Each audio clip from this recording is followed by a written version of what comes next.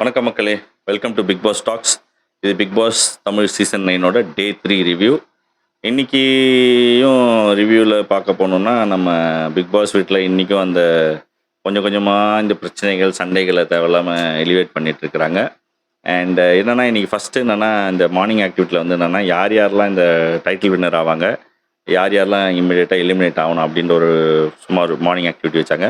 அதில் முக்கால்வாசி பேர் வந்து சபரி தான் டைட்டில் வின்னர் ஆவார்னு சொன்னாங்க. அண்ட் நிறைய பேர் வந்து திவாகரும் பிரவீன் காந்தியும் எலிமினேட் ஆகணும்னு சொன்னாங்க. ஓகே ஃபைன், அதெல்லாம் அவங்களோட விருப்பு. பட் சபரி வந்து டைட்டில் வின்னர் ஆவார்னு அவங்க சொன்னதில் ஓரளவு கொஞ்சம் நியாயமாக தான் இருந்தது. ஏன்னா சபரி கொஞ்சம் எல்லா விஷயங்களும் கொஞ்சம் பொறுமையாக ஹேண்டில் பண்ணிட்டு போயிட்டுருக்காரு.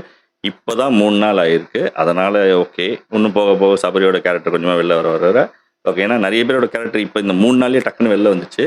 மேபி அது மாறலாம், அதெல்லாம் பிக் பாஸ் நடக்கிறது தானே. பட் சபரி அதை மெயின்டைன் பண்ணார்னா மேபி அவர் ஃபைனல் வீக் வரைக்கும் போகிறதுக்கும் இப்போது இருக்கிற சுச்சுவேஷன் படி ஃபைனல் வீக் வரைக்கும் போகிறதுக்கும் வாய்ப்புகள் இருக்குன்னு சொல்லி பார்க்கலாம். ஸோ அதனால தான் அந்த மார்னிங் ஆக்டிவிட்டி இருந்தது. அப்புறம் இன்னைக்கு கேப்டன்சி டாஸ்க்கு வச்சாங்க. கேப்டன்சி டாஸ்க் வந்து என்னென்னா ஒரே டாஸ்க்கை வச்சு வைக்காம கேப்டன்சி டாஸ்கில் வந்து என்னென்னா 3 செட்டாக வைப்பாங்க. அண்ட் அதில் வந்து என்னென்னா யார் கேப்டனாக வின் பண்ணுறாங்களோ அவங்களுக்கு வந்து என்னென்னா அடுத்த வீக்கில் டேரெக்டாகவே கேப்டன்சி டாஸ்க்கு அவங்க வந்து பார்ட்டிசிபேட் பண்ணுறதுக்கான வாய்ப்பு கிடைக்கும்.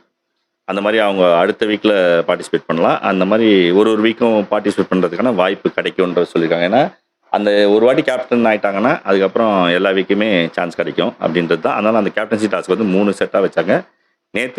இன்னைக்கு வச்ச செட் வந்து என்னென்னா இது பால் பாத்திரத்தில் வந்து பாலை பிடிச்சிட்டு வந்துட்டு பாலை வந்து காய்ச்சும் போது அந்த பால் பொங்கி வரும்போது டக்குன்னு பால் சிந்தாமல் ரொம்ப கம்மியாகவும் இல்லாமல் கரெக்டாக அந்த விளிம்பு வரும்போது ஆஃப் பண்ண வச்சாங்க.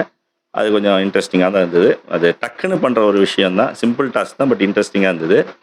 அதில் ஒரு 8 பேர் இப்போ செலக்ட் ஆகிருக்காங்க, அடுத்த ரவுண்டுக்கு போகிறதுக்கு ரெடி ஆகிருக்காங்க. ஸோ அது நம்ம அடுத்த ரவுண்டில் தான் பார்க்கணும். அது நடந்தது.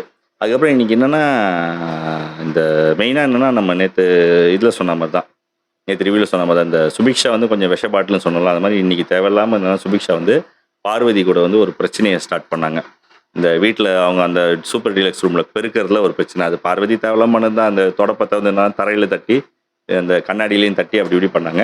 அது அவங்க கேட்டது கரெக்ட் தான். அந்த சூப்பர் டீலக்ஸ் வீட்டில் இருக்கவங்க கேட்டது கரெக்டாக, நீங்கள் ஏன் எங்கள் வீட்டில் வந்து உட்காந்துக்கிட்டு எங்கள் வீடை ஏன் வந்து கண்ணாடிலாம் அடிச்சிட்ருக்கீங்க, பெருக்குங்க, கீழே தட்டுங்க, ப்ராப்ளம் பண்ணாமல் பண்ணாங்க கேட்குறது கரெக்டு தான். பட்டு அதுக்கு பாரு வந்து கொஞ்சம் ரிப்ளையும் கொஞ்சம் ஒரு அவங்களும் கொஞ்சம் ஈகோவில் நக்கலாக தான் சொன்னாங்க. பட் அது என்னன்னா சுபிக்ஷா வந்து ஆல்ரெடி என்ன சான்ஸ் கிடைக்குன்னு வெயிட் பண்ணி டார்கெட் பண்ணிட்டு இருக்கிறாங்க. ஸோ அதில் வந்து பாரு கொஞ்சம் ட்ரிகர் பண்ணி விட்டு அதுக்கப்புறம் பாரு என்ன பண்ணாங்கன்னா அந்த சூப்பர் டீல்ஸ் போய் நான் வேலை செய்ய மாட்டேன், ரிசைன் பண்ணுறேன்னு சொன்னதுக்கப்புறம் பாருவும் சுபிக்ஷாவும் கொஞ்சம் அப்படி பேசி அதை சால்வ் பண்ண ட்ரை பண்ணுறாங்க.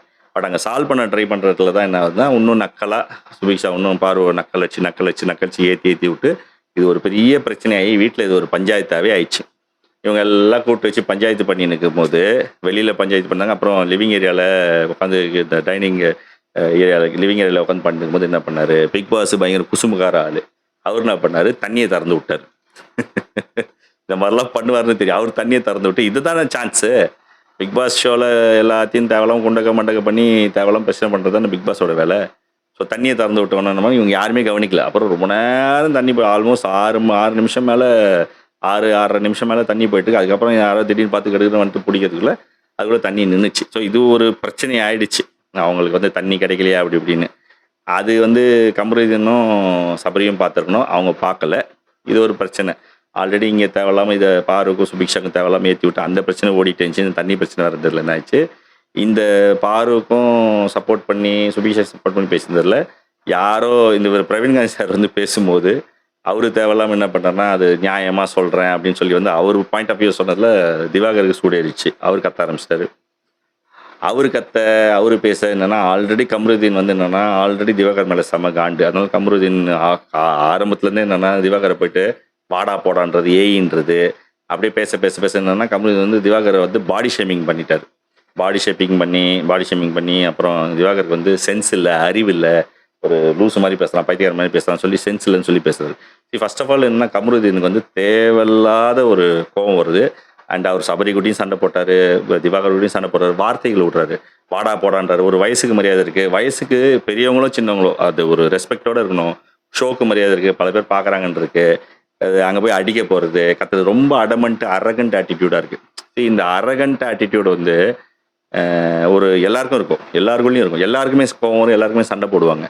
எல்லாருமே கோவப்பட்டு எல்லாருமே கத்தி சண்டை போட்டுன்னு இருக்கிறது வந்து எல்லாமே பண்ணலாம். ஆனால் அதை வந்து கண்ட்ரோல் பண்ணுறது, அது எப்படி அதை பக்குவமாக்குறது, நடிக்காமல் அதை வந்து கொஞ்சம் கொஞ்சமாக கண்ட்ரோலில் கொண்டு வரதுக்காக தான் இந்த ஷோக்கெல்லாம் போகிறீங்க. இந்த ஷோவில் அப்படி தான் டென்ஷன் படுத்துற மாதிரி தான் விஷயங்கள் இருக்கும். அதை கண்ட்ரோலை மீறி விட்டு வரதுக்கு எல்லாமே கத்தின்னு அச்சிங்கன்னு சண்டை போட்டுன்னு இருக்கலாமே.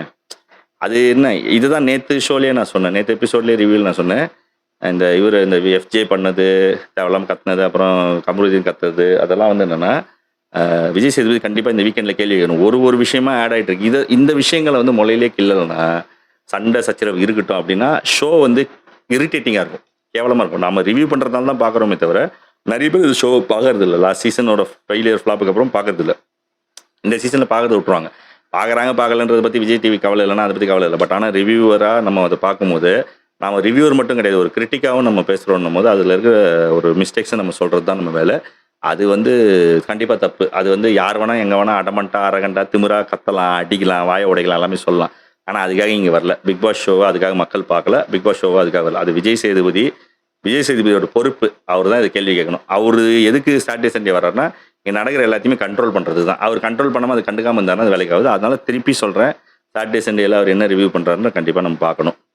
அப்புறம் வந்து அது நடந்த போதுன்னா கெமிக்கும் தேவையில்லாமல் திவாகர் மேலே கொஞ்சம் செட் ஆகலன்னும் போது கெமி வந்து திவாகர்கிட்ட ஏதோ பேச திவாகர் கெமிக்கு பார்த்து பேச பிடிக்கல. அது சில பேருக்கு அந்த நேச்சருக்கு என்னென்னா, சில பேர் பிடிக்கலன்னா அவங்கள பார்க்க மாட்டோம். அப்போ இப்போன்னு சொல்லிட்டு விட்டுரும், அவங்கள விட்டு விலகி போயிடுவோம். அவங்ககிட்ட பேச்சே வச்சுக்க மாட்டோம், அவங்ககிட்ட பேசணும்னு நினைக்க மாட்டோம். அதை மீறி அவங்க வந்து எதுக்கு வந்து பேசுனாங்கன்னு நம்ம பேச மாட்டோம். ஏதோ இந்த ஷோக்காகலாம் நடிக்கிறது எல்லாராலையும் நடிக்க முடியாது. சில பேருக்கு அது பிடிக்கல, அதனால அவர் பார்க்காம இருக்கிறாரு. அப்போ தேவையில்லாமல் அவர் பார்க்காம அப்படி இப்படி ஏதோ பேசும்போது என்ன, கெமி வந்து அவங்க ஹைட், ஒரு திவாகர் உட்காந்துருக்காரு, கெமி நின்றுக்காங்க. அப்போ வந்து என் வயிற்றை பார்த்து பேசுறீங்களான்னு சொல்லி கேட்குறேன். அவங்க வந்து எனக்கு தெரிஞ்ச அந்த நான் பார்த்த இந்த ஷோ பார்த்த போதுன்னா அவங்க இன்டென்ஷன்லாம் வந்து அவர் வந்து அந்த தப்பாக பேசுகிற மாதிரி, அவர் வந்து வயிற்றை பார்த்து பேசுறதுல அவர் வந்து தேவையில்லாமல் நெகட்டிவாக ஹாரஸ் பண்ணுற மாதிரி பேசணும்னு அவங்க நினைக்கல.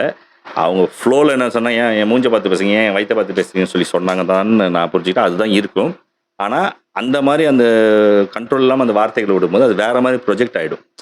திவாகர் மேலே இருக்க இமேஜை வெளியில் சோஷியல் மீடியாவில் என்ன பண்ணுவாங்கன்னா வேறு மாதிரி ப்ரொஜெக்ட் பண்ணி விட்ருவாங்க. ஸோ அவங்களுக்கு அந்த பொறுப்பு இருக்குது, ரெஸ்பான்சிபிலிட்டி இருக்குது. அவங்க அந்த இன்டென்ஷனில் சொல்லலைன்னா கூட அந்த மாதிரி வார்த்தைகளை கண்ட்ரோல் பண்ணணும். அது போக அவங்க கற்றுக்கணும். பட் ஆனால் அவங்க தேவையில்லாமல் போயிட்டு திவாகர்கிட்ட தேவையில்லாமல் பிரச்சனை பண்ணி சண்டை போடுறாங்க. திவாகர் வந்து என்னென்னா, அவர் வந்து ரொம்ப இன்னசென்ட்டு, அவர் ஒன்றுமே பண்ணல அப்படிங்கிற. அவரும் வந்து நிறைய பேர்கிட்ட தேவையில்லாமல் பேசுகிறாரு, தேவையில்லாம் யாரையுமே பேச விட மாட்டுறாரு. அண்ட் அவரும் டக்குன்னு கோவப்படுறாரு, அதெல்லாம் இருக்குது. இருந்தாலும் திவாகர்கிட்ட ஒன்று என்னென்னா, அவர் வார்த்தை விடுறதில்ல, அடிக்கப்படாது, கையையே நீட்டி பேசுகிறதே தவிர அவர் அடிக்க போகிறதில்ல, வார்த்தை விடுறதில்ல. அவர்கிட்ட ஒரு இன்னசென்ஸ் இருக்குது, ஓகேவா?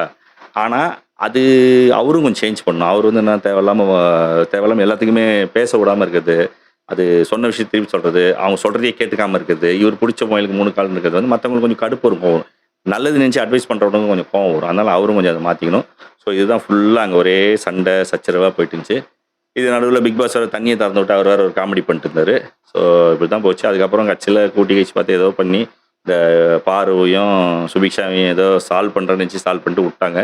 பட் அவங்க 2 பேர் சால்வ் பண்ணாமல் தெரியல. பார்வைலாம் ரொம்ப விவரமாக இருக்கிறாங்க, நீட்டாக கட்டாங்கின்ட்டாங்க. நான் நேற்றே சொன்னேன், சுபிக்ஷா வந்து ஒரு விஷ பாட்டில் தேவையில்லாமல் பண்ணுவாங்கன்னா இன்னும் போக நிறைய அவங்க விஷ பாட்டில் வேலைத்தனம் பண்ண போகிறாங்க.